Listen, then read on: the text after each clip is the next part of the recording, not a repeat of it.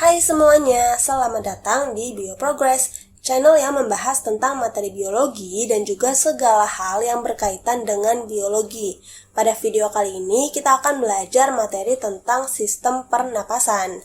Ada beberapa subbab yang akan kita pelajari di bab sistem pernapasan ini, yaitu ada organ pernapasan yang terdiri dari rongga hidung, faring, laring, trakea, bronkus, bronkiolus, alveolus, dan paru-paru. Kemudian kita juga akan belajar klasifikasi pernapasan. Pada materi ini kita belajar dua klasifikasi pernapasan, yaitu pernapasan berdasarkan otot yang terlibat dan juga pernapasan berdasarkan lokasinya. Kemudian kita juga akan belajar tentang faktor yang mempengaruhi frekuensi pernapasan, lalu volume dan kapasitas pernapasan, dan terakhir kita akan belajar mengenai bahaya rokok dan gangguan sistem pernapasan. Yuk kita langsung aja ke materinya. Jadi sebenarnya sistem pernapasan itu apa sih? Sistem pernapasan atau biasa juga disebut sebagai sistem respirasi merupakan pertukaran gas yang terdiri dari oksigen dan karbon dioksida pada makhluk hidup. Pernapasan dilakukan dengan cara menarik napas atau inspirasi dan menghembuskan napas atau ekspirasi. Pada saat menarik napas, pastinya ada banyak udara yang masuk ke dalam tubuh kita, di mana udara tersebut mengandung nitrogen, oksigen, argon, karbon dioksida, dan lain-lain. Faktanya, komposisi yang paling banyak kita hirup itu adalah nitrogen ya, yaitu sebesar 78%, sedangkan oksigen 21%, argon 0,97%, karbon dioksida 0,038%, dan sisanya adalah gas-gas lain. Walaupun ada berbagai macam komposisi yang kita hirup, tetapi tetap saja kita hanya membutuhkan oksigen. Maka dari itu, unsur-unsur lain akan dikeluarkan pada saat ekspirasi, bersamaan dengan karbon dioksida hasil dari proses metabolisme. Kemudian kira-kira apa aja sih fungsi dari sistem pernapasan? Nah, ada beberapa fungsi sistem pernapasan nih. Yang pertama, pastinya mengambil oksigen dari atmosfer ke dalam sel-sel tubuh. Sebagai informasi, oksigen itu sangat berperan penting dalam proses metabolisme tubuh, di mana hasil dari proses metabolisme tubuh adalah energi.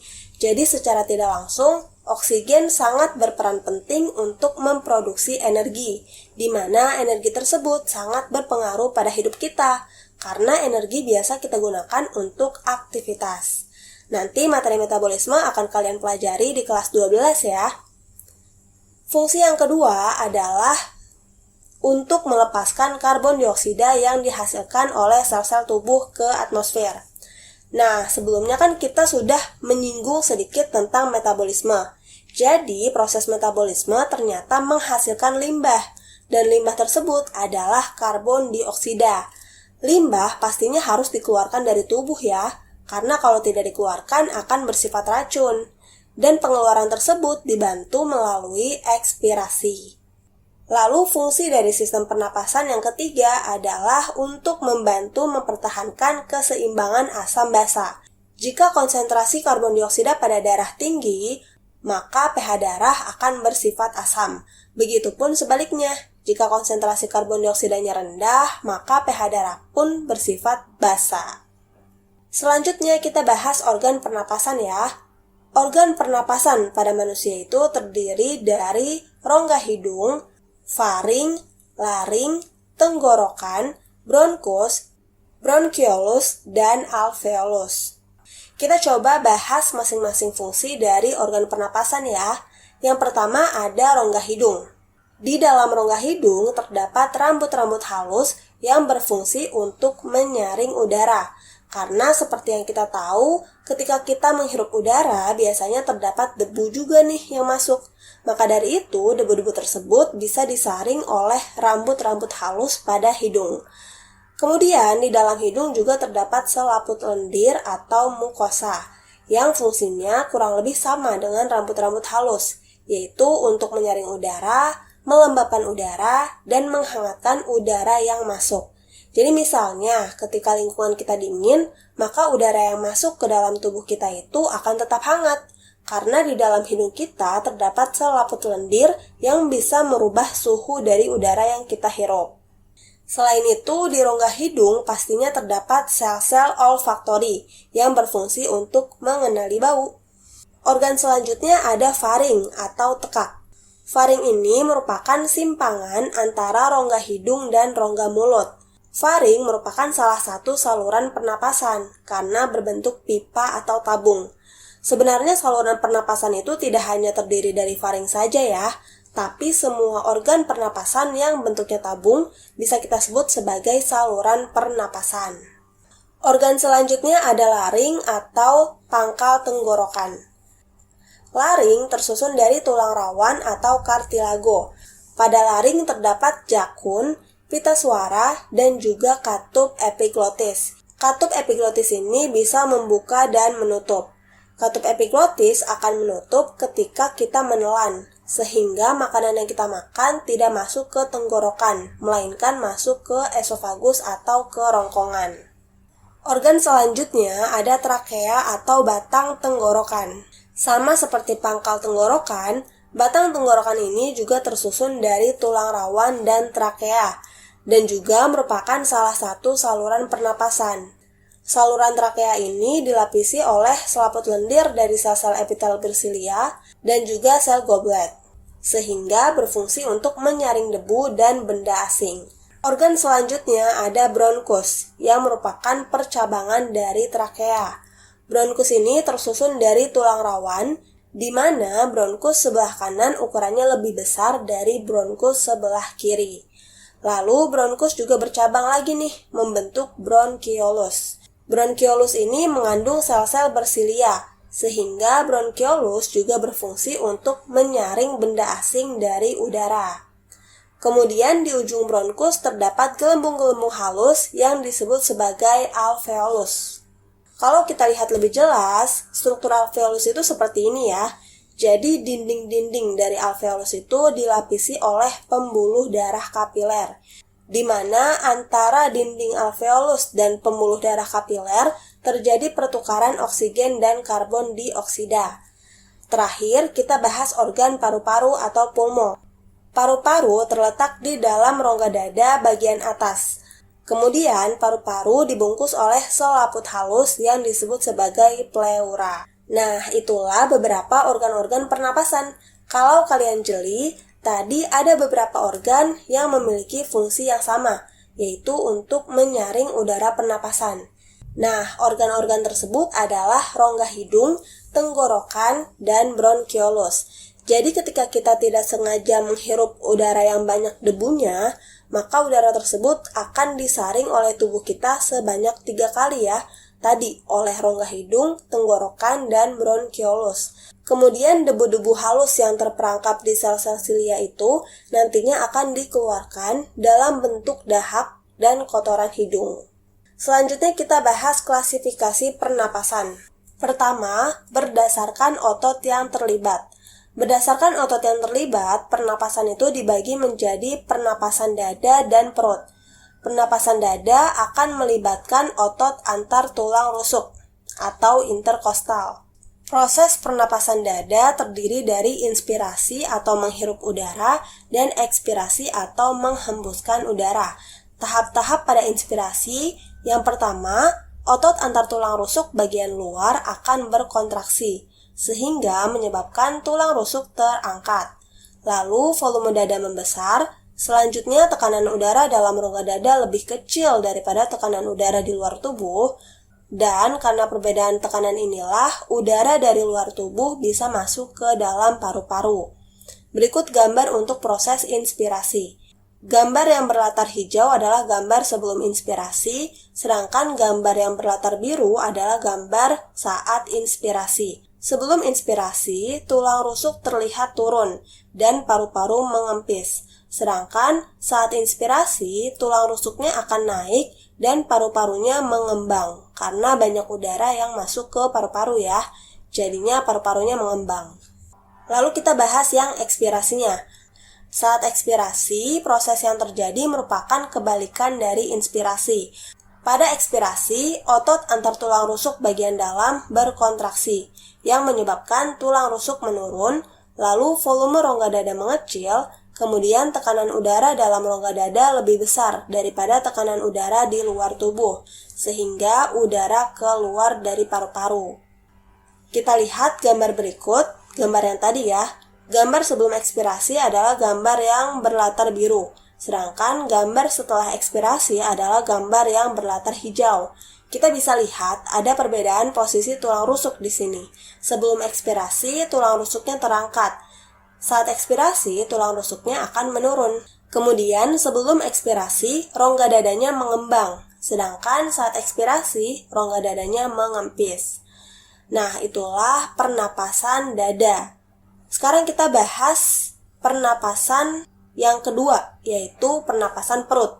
Pernapasan perut melibatkan otot diafragma, dan pernapasan perut juga terdiri dari inspirasi dan ekspirasi. Kita bahas yang inspirasi terlebih dahulu ya. Pada saat inspirasi, otot diafragma akan berkontraksi, sehingga menyebabkan diafragma mendatar. Lalu, volume rongga dada membesar, kemudian tekanan udara dalam rongga dada mengecil sehingga udara masuk ke paru-paru. Berikut gambar diafragma pada saat proses inspirasi pernapasan perut. Gambar inspirasi pernapasan perut ada di sebelah kanan, di mana diafragma yang tadinya melengkung lama-kelamaan akan bergerak turun dan bentuknya menjadi mendatar. Selain itu, volume rongga dada juga membesar ya. Pada saat volume rongga dada membesar, pastinya otot tulang rusuk akan berkontraksi juga. Karena kan paru-parunya mengembang, maka dari itu otot tulang rusuknya juga memberi ruang terhadap paru-paru tersebut. Jadinya otot tulang rusuknya juga ikut berkontraksi. Nah, sekarang untuk mekanisme ekspirasinya berarti kebalikan dari inspirasinya ya. Pada saat ekspirasi, otot diafragma berelaksasi, kemudian diafragma melengkung, volume rongga dada mengecil, tekanan udara dalam rongga dada meningkat, sehingga udara keluar dari paru-paru. Kita bisa lihat pada gambar berikut, ketika ekspirasi, maka diafragma yang sebelumnya mendatar akan bergerak naik, sehingga berubah menjadi melengkung. Lalu, otot tulang rusuk akan berelaksasi karena paru-parunya sudah mengempis. Nah, itulah pernapasan dada dan pernapasan perut.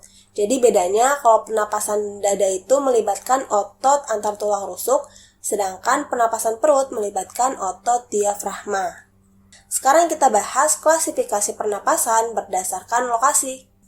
Jadi, berdasarkan lokasinya, pernapasan dibagi menjadi pernapasan eksternal dan pernapasan internal. Pernapasan eksternal merupakan pertukaran gas, yaitu oksigen dan karbon dioksida, antara alveolus dan pembuluh darah kapiler. Penjelasannya bisa kita lihat pada gambar berikut.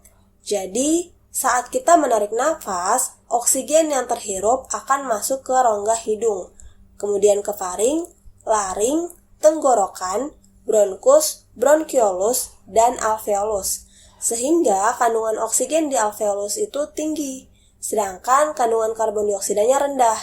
Nah, ternyata hal ini berbanding terbalik dengan pembuluh darah kapiler. Di dalam kapiler darah, kadar oksigennya lebih rendah dari karbon dioksida. Jadi dapat kita simpulkan, sebelum melakukan pernapasan eksternal, kondisi dari alveolus itu banyak oksigennya dan sedikit karbon dioksidanya. Sedangkan kondisi dari kapiler itu banyak karbon dioksida dan sedikit oksigennya. Nah, karena ada perbedaan konsentrasi atau kadar di sini, maka karbon dioksida yang jumlahnya tinggi di kapiler akan dipindahkan ke alveolus. Begitupun oksigen. Oksigen yang kadarnya tinggi di alveolus akan dipindahkan ke kapiler. Masih ingat kan, di dinding alveolus itu menempel pembuluh darah kapiler. Itulah mengapa antara alveolus dan kapiler bisa bertukar gas. Pertukaran gas pada alveolus dan kapiler inilah yang disebut sebagai pernapasan eksternal. Nantinya setelah bertukar berarti kondisinya berbalik ya, di mana alveolus akan mengandung banyak karbon dioksida, sedangkan di kapiler akan mengandung banyak oksigen. Karbon dioksida yang banyak terdapat di alveolus tersebut akan langsung dikeluarkan melalui proses ekspirasi. Sedangkan oksigen pada pembuluh darah kapiler akan ditukar dengan karbon dioksida pada sel. Dan ini terjadi di pernapasan internal. Jadi sekarang kita bahas pernapasan internal ya. Pernapasan internal merupakan pertukaran gas antara kapiler dan sel pada jaringan. Sebelum melakukan pernapasan internal, kondisi dari kapiler itu banyak mengandung oksigen dan sedikit karbon dioksida. Sedangkan kondisi sel sebaliknya, justru banyak mengandung karbon dioksida dan sedikit oksigen. Nah, karena perbedaan konsentrasi inilah, nantinya oksigen dari kapiler akan dipindahkan ke sel, sedangkan karbon dioksida dari sel akan dipindahkan ke kapiler. Sehingga setelah pernapasan internal dilakukan, maka kondisi dari kapiler itu banyak mengandung karbon dioksida dan sedikit oksigennya, sedangkan kondisi dari sel sebaliknya, justru banyak mengandung oksigen dan sedikit karbon dioksida. Nah, jadi proses pernapasan internal dan eksternal ini membentuk siklus ya. Setelah pernapasan eksternal, pasti ada pernapasan internal. Dan setelah pernapasan internal, pasti ada pernapasan eksternal juga. Begitu seterusnya. Selanjutnya kita bahas mengenai faktor yang mempengaruhi frekuensi pernapasan. Faktor pertama ada jenis kelamin. Kapasitas pernapasan pada pria dan wanita berbeda ya. Pria memiliki kapasitas pernapasan yang lebih besar daripada wanita. Sedangkan kalau kita lihat dari kecepatannya, justru kebalikannya. Wanita memiliki frekuensi pernapasan yang lebih tinggi daripada pria. Selanjutnya ada umur. Kecepatan bernapas pada bayi dan orang dewasa itu berbeda. Bayi atau balita memiliki frekuensi pernapasan lebih tinggi daripada orang dewasa. Lalu ada suhu tubuh. Semakin tinggi suhu tubuh, maka frekuensi pernapasan akan semakin meningkat. Coba kalian bandingkan frekuensi pernapasan pada saat kalian demam dan saat kalian sehat. Pasti ada perbedaan ya di sana, di mana ketika demam, biasanya kita akan bernapas lebih cepat daripada saat sehat. Selanjutnya ada posisi dan aktivitas tubuh. Frekuensi pernapasan saat berdiri itu jauh lebih tinggi daripada saat duduk. Begitupun dengan aktivitas. Ketika kita berolahraga, frekuensi pernapasannya akan lebih tinggi daripada saat kita istirahat. Selanjutnya ada ketinggian tempat. Frekuensi pernapasan seseorang akan meningkat jika berada di dataran tinggi, karena biasanya pada dataran tinggi itu kandungan oksigennya rendah. Sehingga tubuh kita melakukan adaptasi dengan melakukan pernapasan lebih banyak dari biasanya, dan lebih cepat juga dari biasanya. Hal ini dilakukan agar oksigen yang dibutuhkan pada tubuh kita bisa terpenuhi. Selanjutnya ada emosi dan ketakutan. Saat ketakutan, frekuensi pernapasan kita itu akan jauh lebih tinggi daripada biasanya. Begitupun pada saat kita marah. Saat marah, biasanya kita akan menggebu-gebu dan frekuensi bernapasnya akan menjadi lebih tinggi. Terakhir ada status kesehatan. Ada beberapa penyakit yang menyerang sistem pernapasan, yang pastinya bisa mempengaruhi frekuensi pernapasan. Contohnya seperti asma. Biasanya orang yang mengalami asma akan sesak di dadanya, sehingga mereka akan meningkatkan frekuensi pernapasannya. Nah, itulah beberapa faktor yang bisa mempengaruhi frekuensi pernapasan. Sekarang kita lanjut ke subbab selanjutnya, yaitu volume dan kapasitas udara pernapasan. Jadi beda ya volume dan kapasitas. Kalau kapasitas itu merupakan gabungan dari volume. Jadi volume ditambah volume itu sama dengan kapasitas. Nah, di sini kita akan membahas 4 jenis volume dan 4 jenis kapasitas. Kita mulai dari volume terlebih dahulu ya. Pertama ada volume tidal atau disingkat VT. Volume tidal adalah volume udara pernapasan biasa. Jadi seperti yang kakak lakukan sekarang ini. Di sini kakak sedang menjelaskan materi dan pernapasan yang kakak lakukan itu biasa aja. Jadi kakak tidak menarik napas panjang maupun mengeluarkan napas panjang. Dan volume tidal rata-rata nilainya berkisar sampai dengan 500 mili. Nah, di gambar samping ini kakak punya grafik untuk volume dan kapasitas udara pernapasan. Volume yang stabil ini merupakan volume tidal yang nilainya adalah 500 mili.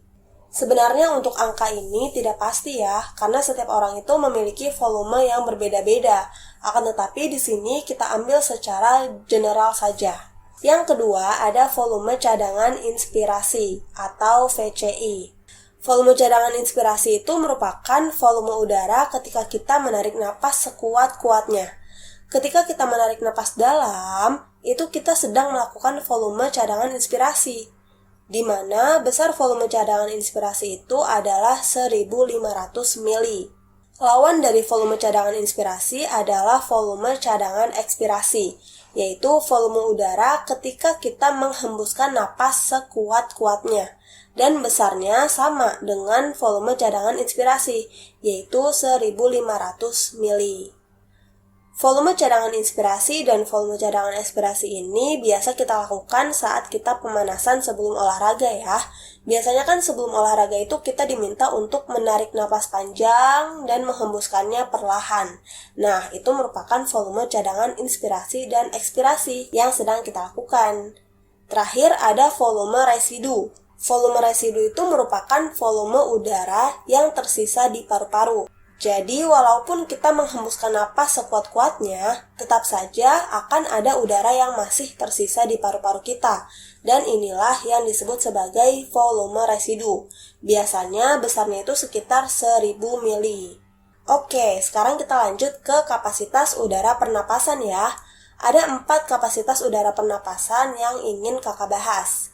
Yang pertama ada kapasitas inspirasi.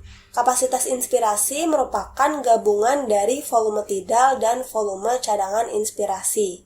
Jadi nanti tinggal dijumlahkan saja ya. Yang kedua ada kapasitas vital atau KV, yang merupakan gabungan dari volume tidal ditambah dengan volume cadangan inspirasi ditambah lagi volume cadangan ekspirasi. Lalu ada kapasitas residu fungsional atau KRL, yang merupakan gabungan dari volume residu ditambah dengan volume cadangan ekspirasi. Dan terakhir ada kapasitas total paru-paru atau KTP, yang merupakan gabungan dari kapasitas vital ditambah volume residu. Nah, itulah kapasitas dan volume udara pernapasan. Sekarang kita masuk ke bahaya rokok. Pastinya di sini adik-adik semua sudah tahu ya, kalau rokok itu sangat berbahaya bagi sistem pernapasan. Dan sebenarnya bukan sistem pernapasan aja, tapi beberapa sistem yang ada di dalam tubuh kita.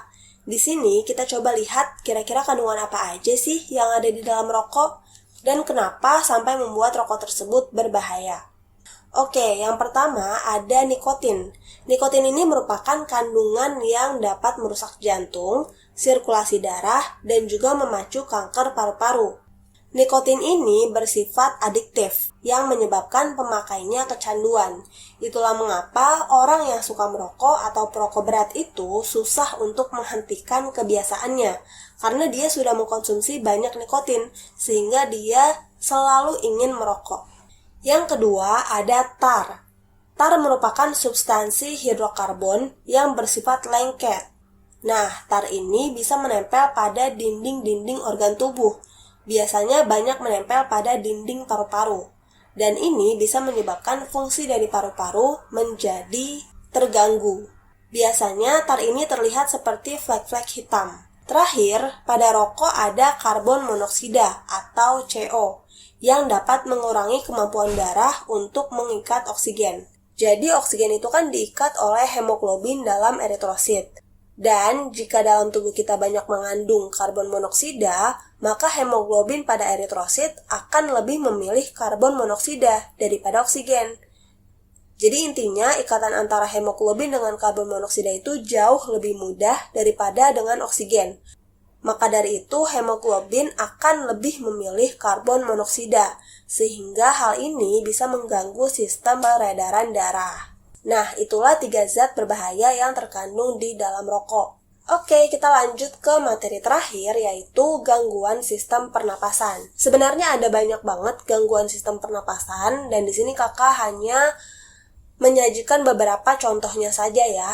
Yang pertama ada TBC atau tuberkulosis. TBC atau tuberkulosis ini merupakan infeksi paru-paru yang disebabkan oleh bakteri Mycobacterium tuberculosis, yang penularannya terjadi melalui udara. Biasanya orang yang terkena TBC itu bisa batuk-batuk sampai mengeluarkan darah. Yang kedua ada difteri. Difteri ini merupakan infeksi paru-paru yang disebabkan oleh bakteri Corynebacterium diphtheri. Lalu yang ketiga ada emfisema. Emfisema ini merupakan kerusakan pada kantung udara atau alveolus secara bertahap. Lalu ada hipoksemia yang merupakan penurunan konsentrasi oksigen dalam darah yang disebabkan oleh zat toksik seperti karbon monoksida atau CO dan sianida atau CN. Selanjutnya ada asma. Asma ini merupakan penyempitan saluran pernapasan yang bersifat sementara dan bisa disebabkan karena hipersensitivitas terhadap rangsangan tertentu. Nah, itulah beberapa contoh dari gangguan sistem pernapasan. Nah, itulah materi kita untuk sistem pernapasan kali ini ya. Semoga bisa membantu kalian dalam belajar biologi. Semangat terus belajarnya dan sampai jumpa di video selanjutnya.